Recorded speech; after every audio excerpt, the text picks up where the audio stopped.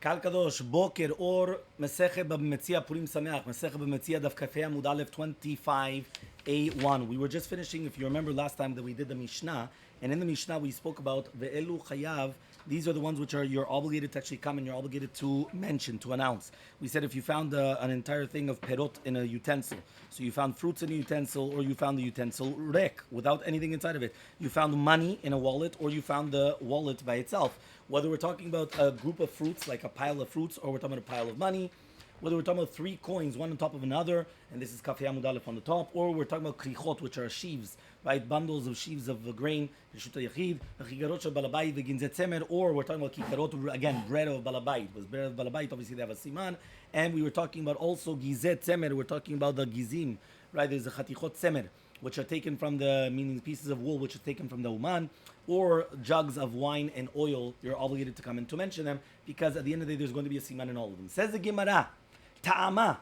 The reason why you have to bring back, you have to return, whether it's talking about fruits or ma'ot, is because the matzeh perot bakli u'ma'ot bakis, was you found the fruits in a utensil, right, and the money in a purse, like in a pocketbook, right? But if it was going to be a kli, ulfanav perot, if you found a utensil, but in front of it was the fruits, meaning the fruits were not inside of it, but it was in front of it, or you found the keys, but in front of the keys was the money, meaning the money was not inside of the wallet, it was in front of it. Harelu shelot, you actually keep the perot and the ma'ot. You're not obligated to mention, only on the keli.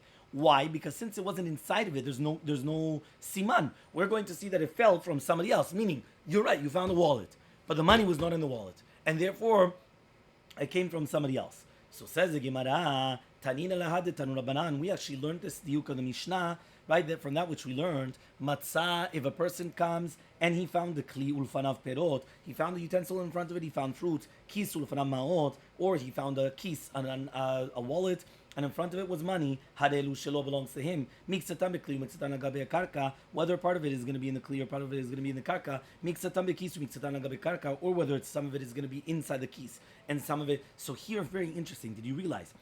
The beginning we said kli ulfanav perot, kis ulfanav meot. Just like we learned in right now, it belongs to you. But what happens if you have a little bit and a little bit?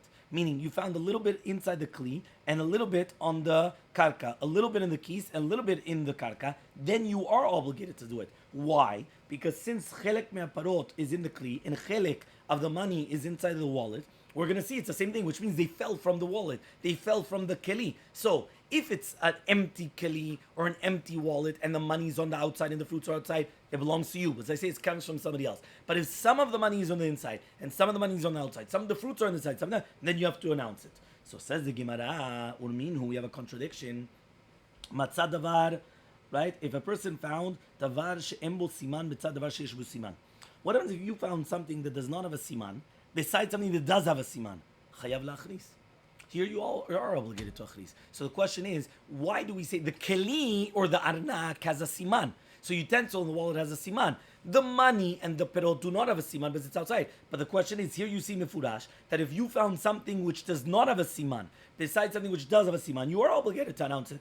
So ba bala siman v'natan et shelo. If the bala siman comes and he took his, so therefore what's gonna, but he actually admits that it's not his, then you could keep it. So imagine the guy comes and he says, this is my wallet, but that's not my money. So then you're allowed to keep it. Or this is my keli, but it's not my fruits. Then you're allowed to keep it. But if not, obviously not. So the question though is, the contradiction is, here you are obligated to announce it. So answers the Gemara. Amar Rav Zvid says, Rav Zvid Lakash, that's not a question. Ha bekuba vekitna, ha betzana upere. He comes and he says like this. The first braita, we're talking about a gigit, which is on the ground, and you have pishtan in front of it. So you have this, like, I don't know, you want to take care of like a barrel, right? A barrel, right? You have this receptacle, right? And then you have the pishtan, which is in front of it. So if at the beginning the pishtan was inside, and it's going to be nisharim, that you're going to have the shariot, all the leftovers, right, which is going to be, right, inside. So he comes and he says, from the fact that it's not inside, it comes out that it didn't fall from him. But we're talking about a tzana upeire, which is a sal, and you have the fruits beside it. Which means even if you don't have anything inside, I'm still going to say that it came from the sal. Okay, so why isn't it inside? He says because usually they come out of the utensil. Meaning, when you have a basket, and the basket has fruits, right? What? it goes through. No, but not only it goes through, it's just that it's made to fall out. Meaning, a basket, many times fruits could fall out of a basket. But when you're having this barrel, right, and then you have the pishtan in front of it, it's not normal that the pishtan flies out of the barrel. Fruits, they roll around. It's round, they go around. So therefore, it can actually fall out. That's the first answer. Second answer of Papa. Of Papa Mar, Haveha betzana upere vela kashia. Right? He comes and he says, really, Be'emet, we're only talking about the baskets. Right? That's the only thing that we're talking about. And still, vela kashia. Right? It's not going to be a question. Right? He says, why? He comes and he says, right, as follows. He comes and he says, it's not going to be a question. Had me'adre ape legabe pere, ve'had lo me'adre ape legabe pere. He comes and he says like this, right? I skipped one answer. So one more time. The first answer is that there was a difference between like the big bucket or a basket. The second answer is they're both talking about the baskets. The sun, and we're both talking about perot. We're not talking about pishtan. But it's still not going to be a question.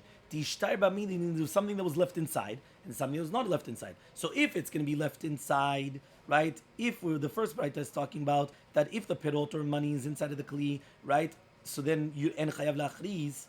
If it's going to be inside on the side of it, and we're talking about that it's going to be that there's nothing left, which means if there's something still left inside, just like the brighter that we said before, if there's something left inside and something outside, you have to announce. If there's nothing left inside, you don't have to announce. If you could answer a third answer, there's nothing inside of the basket. And it's still not a question. Right here we're talking about the basket is open towards the fruit, meaning you have the basket here, yeah. So the basket is over here, and it's lying down, and the fruits are right here. So since the basket is lying down, and here are the fruits, it's mashma that it fell, and these are all the baskets which are on the other side. But if the entrance of the basket is on the other side, so therefore obviously it didn't fall from it. So therefore obviously you don't have to announce it. That was the third answer. A fourth answer, the basket is facing towards the fruits, and it's still not going to be a question. Now the question is, why not? The first writer is talking about that you have a safa, you have like an edge, a rim around the keli. So if there were fruits there at the beginning, some of them should have still stayed behind. Right? Why? Because when you have the edge on it, so therefore even if it'll get stuck, it won't go out. But the other ones, right, if it has nothing, so then it will completely go outside. So that's why the difference between this. So those are the four different answers to what we were talking about. Next case, we spoke about, the Gemara says if you found a group of fruits or money. Shamat mina, we learn from here, minyan av siman. We already learned this if you remember. That we talked about the minyan is considered siman. What does that mean? An amount of something, that in itself is called a siman. So Tani, because we learned, tzibur perot. What does that mean? You only found one arema. And therefore, since we're talking about one arema, tzibur perot. It says over here that we're talking about one arema echad. So he comes and he says, so since we're talking about one arema, and therefore it's not scattered around, so that's why it's like a tzibur. What is a tzibur? A tzibur is a congregation. Everyone comes together. We're not talking about mefuzarim for benamim. Right? We're not talking about that. We're talking about everyone is in one group, tzibur echad. So we're talking about, since we're talking about one arima echad, so therefore it's not mefuzar. That's why obviously he actually put it there and it didn't actually fall from him, and therefore we're going to say that it's actually a siman and not the minyan aremot. So shema mina, we learn from here though. Makom of siman. So this was also a machloket, if you remember. Was makom a siman not Rabbi Abaye and so on and so forth. So once again, so therefore we come and we say, so tana tzibure perot. So now says the Gemara. 1 second. We just said that minyan was a siman, and that's how we actually paskin. So if we're going to bring a proof from here, the minyan is a siman, right? So why don't we bring a proof from the Mishnah? The Gemara says no. Maybe it's only tzibur perot. Tzibur perot means it's only one. One is not a minyan. The minyan means 7, right? No. One is a tzibur. Tzibur just means that it's a group of things. No, but it's all grouped together. But it's one pile. One pile. But it's one pile, not numbers. One more time. Because if you're going to tell me right now that the makom is a siman, which means where you found it, that is a siman. So bring a proof from here that be'emet makom is considered a siman. Where you find something, that's going to be considered a siman. Answers the Gemara, tanet tzibure perot. We're talking about that you found, right, that really be'emet there were groups, and be'emet it's a minyan. And once a minyan is a siman, but not a makom. Makom, if you remember, we actually said was not a siman, but this is going to be the siman. Fine. We're continuing. Okay, there's the two dots. Shlosha metbeot ze al gav ze. So we're talking about three different coins, one on top of each other. Amar Rabbi Yitzchak megadla, says Rabbi Yitzchak megadla. Vehu she'asuyim kemigdalin. Here we're talking about that the metbeot were very, very thick, right? And therefore there was going to be, right, much more than between them. So Tani Miyach, we also learned it in right. Matzah ma'ot mefuzarot arelu shelo. If you find ma'ot mefuzarot, it belongs to you. Asuyim kemigdalim. If it's going to be made like a migdal, chayav lachriz. So that means if you found money scattered around, it belongs to you. But if it's like in a pile, it's like a migdal, right? It's like a tower. Then you're obligated to mention it. That means even a tower. I would have thought maybe a tower is 20. No. Even shalosh, even three, one on top of another, that's considered a tower, and therefore you're obligated to come in to announce it. Okay, fine. Says the Gemara. Yeah, Aguf Akasha, that in itself is a question. Amarta, you told me, Matzah ma'ot mefuzarot arelu shelo, it belongs to you. Ha mishalchafe shalchufe. But if part of the matbeot were going to be mitachtav and part of it is going to be on the ground, right, ala aretz, which means like this: if you found ma'ot mefuzarot, it belongs to you. But if the matbeot, right, which means part of the matbea is placed ala matbea shemitachtav, but part of it is on the ground. So you had, okay, I don't have matbeot. You have. Here you have two matbeot. One is on top of each other. Okay, one is on top of each other. What happens if part of it is on top of each other and part of it, this bottom one, this one is on top and this is on the ground? So chelek, that's what he's saying here. Miksato shel matbea is al matbea mitachtav, u miksato is al haaretz. Right? So that's the question. Is that considered a migdal or is that not considered a migdal? So answers the Gemara, chayav lachriz. So ima seifa, let's see the seifa. The seifa says, asuyim kemigdalim, if it's going to be made like a migdal, chayav lachriz, you're obligated to do it. So the Gemara is basically making a duke from the reisha and a seifa stira. From the reisha, you want to be medayek, that if part of it is on the ground and part of it is underneath the next coin, you're obligated to machriz. And then the seifa is mashma, that only if it's going to be a migdal, you're chayav lachriz. So it's mashma if it's mishalchufe shalchufe, it belongs to you. So it's a stira between the reisha and the seifa. So answers the Gemara, Tana really be'emet, kol she'en asuyim kemigdalin mefuzarot karile. Right? Whenever we're talking about that it's not made mamash like a migdal, it's already considered mefuzar. So it comes out that we're going to say that it fell and it wasn't placed there bechavana. Because usually when you place something bechavana, it's not that way. It's mamash one on top of another like that. So therefore, obviously it wasn't placed like that bechavana. So Amar Rabbi Chanina says, Chanina Loshana, what are we dealing with? Ela Shosha Melachim. The matbeot were of three different kings. Aval Shel Melech Echad, but if it's going to be of one king, Eno Chayav Leachriz. You're not obligated to be machriz. What are we talking about? What's going on? Says the Gemara, Hechi Dami, what is the case? Idasuin Kimigdalim.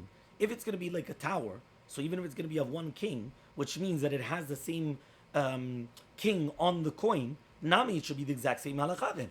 And if you're going to tell me now that it's not made like a tower, so even if it's going to be of three different kings, also no. So what's going on then? Right? Because if it's not going to be made like a migdal, what do I care now that it doesn't have the siman or not? Yeah?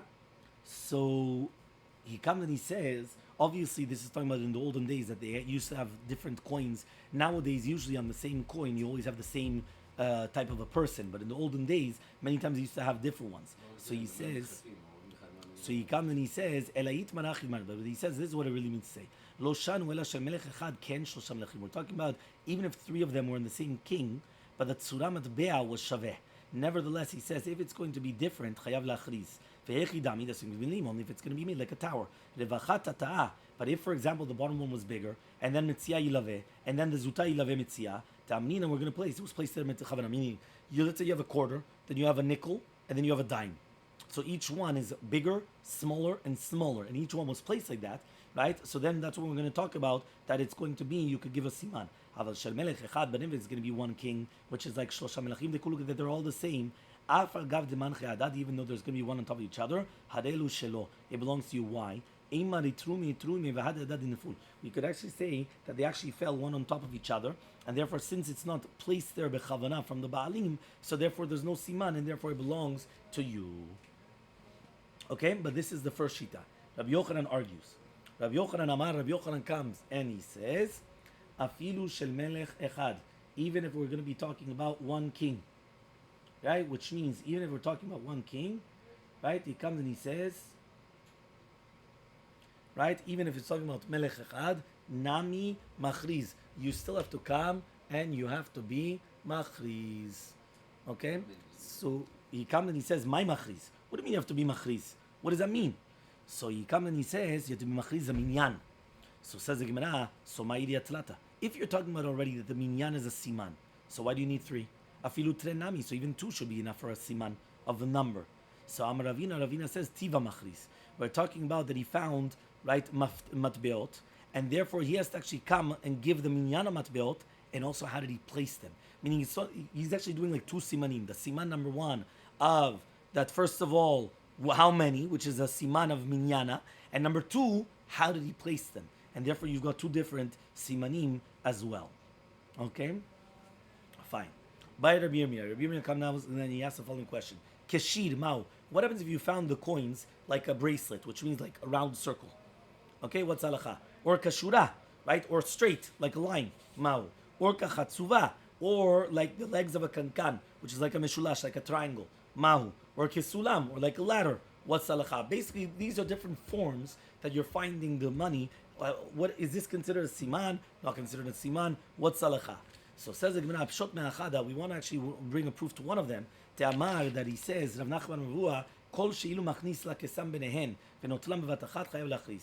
If you could actually come and place a piece of wood underneath them and pick them all up in one shot, you're obligated to come and to announce it. Because since you could actually pick them all up in one shot, like for example the sulam, so if you're obligated to actually come and to announce it. Now again, that doesn't mean that the other ones are not a siman, but at least this one for sure is going to be considered a siman, the one of the sulam. So the one of sulam is for sure. The other ones we don't have an answer. Okay? So the Gemara is going to try to be mivared then. What about the other ones? So by Ravashi comes and he asks the following question. Right? What happens if it's going to be like the stones of an avodah zarah? That's the markulis. Markulis is a avodah zarah. The Gemara is going to explain exactly how does that place, because what does that mean exactly? So what is that? So Tashma, we're going to try to bring a proof to tell you we learned. If you actually found coins which are going to be mefuzarot that belong to you. Kavne bet kulis, if you find like of the bet kulis, you're obligated to announce it. What are they? Achamikan vechamikan vechat gabehen. So it looks like a triangle, like a pyramid, which is a triangle, right? That's the entire concept. So that's what we're trying to say. That means basically you have, even though here it's not 100% a triangle, he wants to say that it's more than a pyramid. It's chetzia al echad v'chetzia lasheni, which means you have one on the right, one on the left, and then the middle one, right, is going to be on both of the halves of those two. If not avodah zarah. No. Okay? No, nothing to do with non-avodah zarah, but that was the siman of the avodah zarah. And therefore, if it's going to be like the siman of the avodah zarah, you do have to announce it. No, nothing to do with Avna'ah. No, he found it like nothing to do. It's a siman. That's all it is. So the Gemara now says, we learned in the Braita, Motzeh sela bashuk. If you're going to find a sela, which is a type of a coin in the shuk, and you find your friend Vamalo and he tells him, Shali, it's mine. So chadasha and what he comes and he tells you it's chadasha or nironiti, or it was written niron kisar, or melech ploni, lo maklum, it's nothing. Velod, and not only that, even if he wrote his name on it, lo maklum. If he shen siman lemevia. I mean, imagine I come and I find $100 bill. It's written about hockey. Shum davar. I keep it. Why? A name is nothing on a mitbeah, right? Why? Because you always come, you right? On the bills. Okay. Because what happens is because when you're always switching money, so therefore it's not considered. That means they're all the same. So therefore you could write your name on whatever you want. It doesn't mean that it's always going to be Damar, because he comes and he says Dilma puke apka. Because he comes and he says maybe you actually already gave it to someone. And then he actually came and it fell from somebody else. So this answered your question. Which means at the end of the day, since money is always something which is moving around, which means that it's always going from one place to another place to another place to another place. So therefore, since money is always moving, it's on the go. So it's not a chazakah. Meaning, I could remember the serial number. It doesn't have a proof. At the end of the day, right? That's the way that it's going to be. Says the Mishnah, Kafei Amud Bet 25b, Matzah achar gapa. If you find behind a kotel of a wall, whether it's of wood or of kanim, or achar gader, or behind the wall of gozalot mekushanim, right? That means basically a wall of gozalot mekusharim, and obviously that they can't fly away. So you have these birds right there behind, or bishvilin shebasadot, or in the paths in the fields. Harizalu gaben, you shouldn't actually touch the gozalim. He says, why? Leave them there. Why? Because their makom is mishtamer ktsat, which means even though it's not 100% fold, that they're not, but at the end of the day, right, it's still protected. Okay, matzah kli bashpa. If you find it in a garbage place, im mechusev, it's going to be covered. Don't touch it. Why? Because it means it's shamur. That means the baalim, they put it there purposely in the garbage in order that he touches it. But if it's going to be meguleh, which means they come and they're going to take the garbage and all these things, and it's revealed, so then notelu machriz, you're going to come and you're going to announce it. Says the Gemara. Okay, my tama. Yes. So says the Gemara. The Gemara on Kafei Amud Bet 25b. The Gemara. My tama. What's the reasoning why that a person that comes, he's not supposed to take the gozalot? The Amninan was going to say hane inash atzneinu, that these people came and they actually hid the gozalot. They hid these birds behind the gader, and therefore he wanted to take it. It wasn't just he forgot. So now if the guy's going to take it, he's not going to have a siman. Meaning, I remember I put these gozalot behind the gate. If you're going to come, you're going to take it. So that's it. There's nothing left. So hilkach therefore lishbekinu. Right, we're going to leave it ad deati marayhu until the masters come. V'shakilu, and they're going to take it. Okay. Ve'amai says the Gemara why? Lavi kesher simana. He says the kesher that you tied them together in itself should be a siman. So answers the Gemara, Amarav Zavda Amarav, and the kusharin bekanfen. They're tied with their wings together. Because everyone does it the same way. Meaning, if you're right, I came in and made a kesher, that's one thing. But here, they're all tied together in the same form. So therefore, it's not going to be considered anything. Okay, so now it says the Gemara. Okay, velehava makom siman. So why don't we just say that the makom is a siman? So Rav Hukah bar Chama says Rav Hukah bar Chama medadin. What do I mean medadin? They come and they're walking from one place to another, which means he didn't know where they go because they could still walk. So therefore they're walking from one place to another. So it says Gemara even medadin, right? Me'al matu. So maybe they came from somewhere else. So mutarin, this should be permitted. So Yikalememar, so the Gemara answers me'al matu. If they did come from somewhere else, Yikalememar inishatzinihu, that people came and they actually hit them. V'havale safek inuach. Right, and therefore it's a safek that they place it there. Right, called safek inuach. Any safek where you have that there's a chefetz without a siman, lechatchila lo, you told they shouldn't take it. Right, v'im natal, if they did take it, lo yachzir, they shouldn't give it back.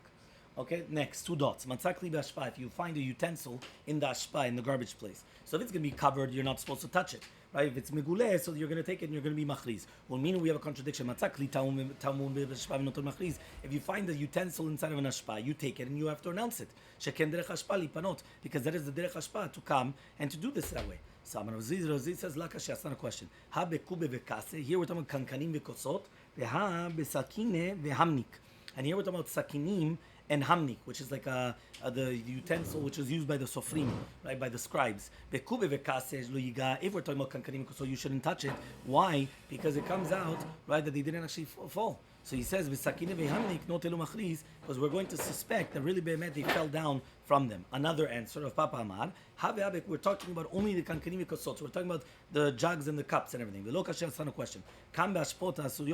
It all depends whether the garbage they actually empty them out or not. If it's a garbage where they empty out the garbage, so therefore obviously it's like considered afker, right? But if it's something that they leave it there, right? Yeah, because at the end of the day, right? If it's normal that they actually leave it there, so therefore that's it. It's going to stay there for another 20 years. So you purposely put it there. He says, well, if you put it in a garbage where they're going to take the garbage tomorrow, that's called avedamidat. You put it to get rid of it. So answers the Gemara, you're right. We're talking about an ashpa that they don't get rid of the garbage. And now they decided to come and to throw it out. So Bishma Papa, according to Rav Papa, that's why he says but it's normal to do it that way. But according to Rav Zvid, what does it mean shederech hashpa lipanot? It's normal that they actually come and they put small kelim inside of the ashpa without kavanah, and it's so that it's made lipanot, that they're going to come and they're going to get rid of this garbage. So it comes out that the Braita is talking about an ashpa which is not asuya lipanot, and therefore if you found kelim gdolim, right, so they're not going to take it. Nevertheless, if you found kelim ktanim, it's mishma misama, they put it there bechavana.